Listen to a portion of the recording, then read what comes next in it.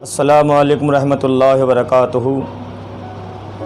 मोहतरम सामिन इकराम, आज हमारा आपके साथ जो है दीन की ज़रूरियात भी बहुत ज़रूरी है।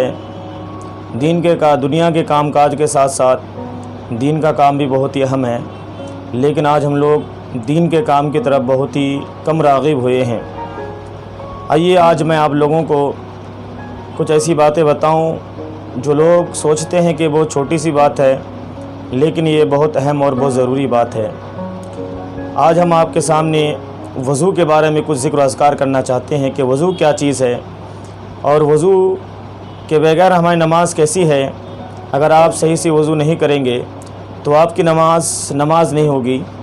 जब आपका वज़ू सही नहीं होगा तो आपकी नमाज नामुकम्मल रह जाएगी। इसलिए वज़ू सही से करना, आपको दुरुस्त करना ज़रूरी है। और वज़ू आप उसी वक्त सही कर सकते हैं जब आप वज़ू के फ़राइज़ को जानें और समझें। और वज़ू के फ़राइज़ क्या क्या हैं ये भी आपको जानना ज़रूरी है। तो आइए हम आपको बताते हैं कि आज वज़ू में कितने फ़राइज़ हैं और क्या क्या है और उसकी हद क्या क्या है। तो मोहतरम दोस्तों, वज़ू के फ़राइज़ 4 हैं, यानी वज़ू में 4 चीज़ें फ़र्ज़ हैं। पहला जो है चेहरा धोना, दूसरा हाथ धोना, तीसरा सर का मसा करना और चौथा जो है वो पैर धोना है। तो जो पहला जो चेहरा धोना है, अब चेहरा धोने की हद कहाँ से कहाँ तक है कि कहाँ से कहाँ तक हम चेहरा धोएं कि तो शामिल हो जाएगा कि हमारा चेहरा धोया गया। तो उसके बारे में बताया जाता है कि चेहरा धोने की हद जो है, सर के बाल, यहाँ से जो हमारा बाल उगता है, बाल उगने की जगह से लेकर ये नीचे की ठोड़ी तक और एक कान के लौ से दूसरे कान के लौ तक, इसी ये चेहरे का हद है। यह आपको पूरा हिस्सा धोना पड़ेगा। जब तक आप ये पूरा हिस्सा नहीं धोएंगे यह आपका फ़र्ज़ में अदा नहीं किया जाएगा। अगर माँ बहनें अगर नाक पे कील पहनी हुई है तो उन्हें ज़रूरी है कि उसको भी हरकतों से भी हिलाएं ताकि पानी वहाँ तक पहुँच जाए। यानी पूरा चेहरा आपको यहाँ तक धोना पड़ेगा, फिर जाके आपका फ़र्ज़ अदा होगा। उसके बाद दूसरा आपको हाथ धोना है।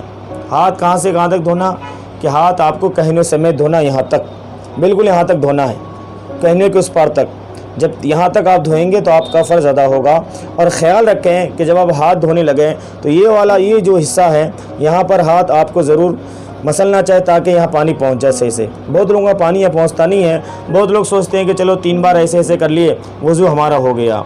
ऐसा नहीं दोस्तों, यहाँ पानी पहुँचाना ज़रूरी है। जब तक ये पानी पहुँचाएंगे नहीं तो ये सूखा रह जाएगा। अगर ये हिस्सा सूखा रह जाए तो आपका वज़ू नहीं होगा। अगर बदन का अगर आज़ाए वज़ू में से कोई ज़रा सा भी, कोई छोटी सी जगह भी अगर छूट जाए तो आपका वज़ू माना नहीं जाएगा, फ़र्ज़ अदा नहीं होगा।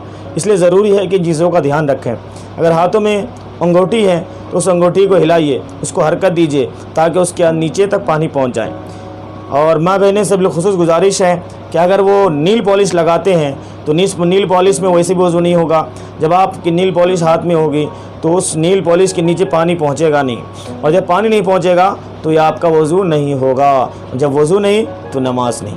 इसलिए गुजारिश है कि नील पॉलिश से दूर रहें, नील पॉलिश ना लगाएं तो ही अच्छा है। सवाब का काम है, उसको आप छोड़ देंगे तो इंशाअल्लाह आपको सवाब ही सवाब मिलेगा। उसके बाद तीसरा क्या, आपको सर का मसा करना है। सर का मसा करने में बहुत लोग अलग अलग कर लेते हैं, लेकिन जो सही तरीका है, आपको ये 3 उंगली जो है, 3 उंगली आपको यहाँ पेशानी के बगल से लीजिए, ये पीछे ले जाइए, पीछे से फिर सामने लेकर आइए। उसके बाद शहादत की उंगली से कान के अंदर इस अंदरूनी हिस्सा को साफ़ कीजिए। उसके बाद अंगूठे से कान के बाहरी हिस्सा को साफ़ कीजिए।